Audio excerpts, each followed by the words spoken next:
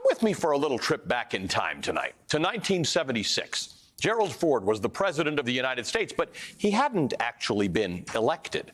He first got the job of vice president when then Republican Vice President Spiro Agnew resigned in scandal. My colleague Rachel Maddow has an excellent book and podcast about that, and if you haven't heard it and read it, you want to, because you'll learn more about it. Then President Richard Nixon also resigned in the wake of the Watergate scandal. Gerald Ford got another promotion, this time to be the actual president of the United States, having not run for vice president or president. So in 1976, the Democrats thought they had a good chance of winning that presidential election because they were running against an incumbent president who had never actually run on a nationwide ticket, which is why a bunch of Democratic candidates jumped into that primary race, but ultimately only one prevailed. A former peanut farmer turned Georgia governor, Jimmy Carter. Carter was nowhere close to being the favorite at the beginning of the race, but his luck changed when he secured the most votes in the crucial first-in-the-nation contest in Iowa, which then vaulted him to a win in New Hampshire. Wearing his usual broad smile, Carter said he's tremendously encouraged by the Iowa result. It's just the first out of 50. When Carter first visited Iowa 1 year ago, few people had even heard of him, much less thought about supporting him for president. But he quickly recruited people who were active in the Democratic Party and put together an organization, mostly of volunteers, that no other candidate was able to match. The fact that Carter is from the South was, in the minds of many Iowans, a handicap that had to be overcome. But his small town and farm background was a big help in this largely agricultural state.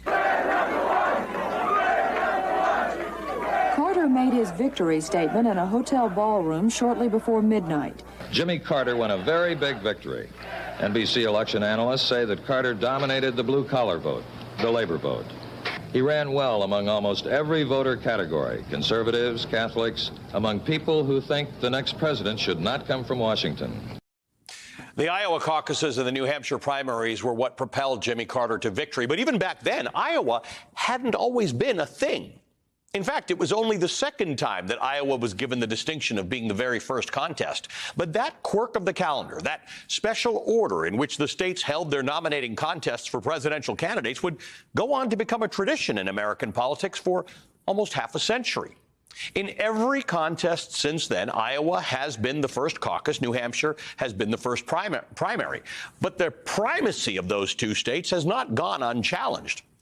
In fact, back in 2008, when Barack Obama and Hillary Clinton competed for the Democratic nomination, Michigan and Florida attempted something of a primary calendar coup. Legislatures in those two states did not think that Iowa and New Hampshire should always get the first bite at the apple, so they moved their presidential contests all the way up to January so that they could be the first.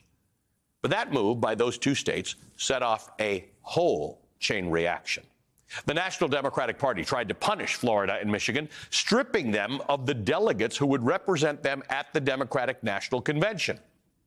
In a show of solidarity with the National Democratic Party, several of the Democratic candidates, including then Illinois Senator Barack Obama, actually had their names removed from the ballot in Michigan. In the end, Florida and Michigan still didn't get to go first because Iowa and New Hampshire ended up moving their nominating contests up even earlier so they could still claim that first-in-the-nation mantle that they so prized. That was how Iowa and New Hampshire stayed at the front of the pack for so long and why, as Chris and I were talking about, you have to be there in early winter.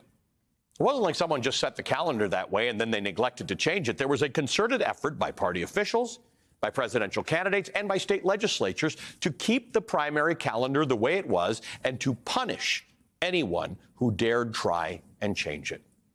Which is why it's a big deal that the President of the United States, the leader of the Democratic Party, has officially come out and said that it's time to change the way Democrats choose presidential candidates.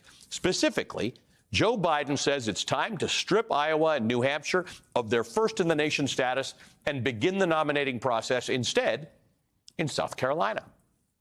Now, the decision to make that switch did not come out of nowhere. For the past few elections, Democrats and activists inside the party have been arguing that the calendar needed to change in order to reflect changes in the party and the country itself.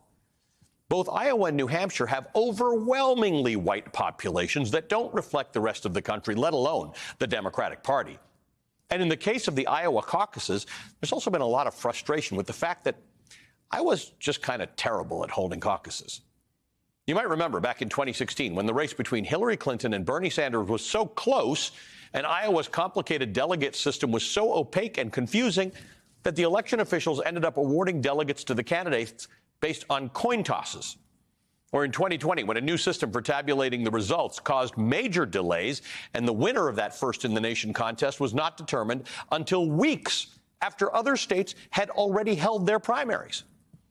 Members of the Democratic Party have been understandably frustrated by the way these two unrepresentative states have been able to set the tone for the entire party's presidential contest. But now Joe Biden is saying that needs to change, and the party actually agrees with him. The president proposed this new primary plan last night, adding that the order should be reevaluated every 4 years. But already, the Democratic National Committee has taken the first key step toward endorsing the plan. Today, the Democratic Party's Rules and Bylaws Committee voted to recommend the president's proposed changes for the 2024 election over the objections of leaders in Iowa and New Hampshire. Under President Biden's proposal, states like South Carolina, Georgia, and Michigan, all of which have large African-American populations, would move up the calendar to reflect the influence that those constituencies have within the Democratic Party. That kind of push for more representation has been at the heart of Joe Biden's agenda since he took office. Keep in mind, this is the president who has nominated the most diverse slate of federal judges that this country has ever seen. He's the president who's appointed the first ever African-American woman to the Supreme Court.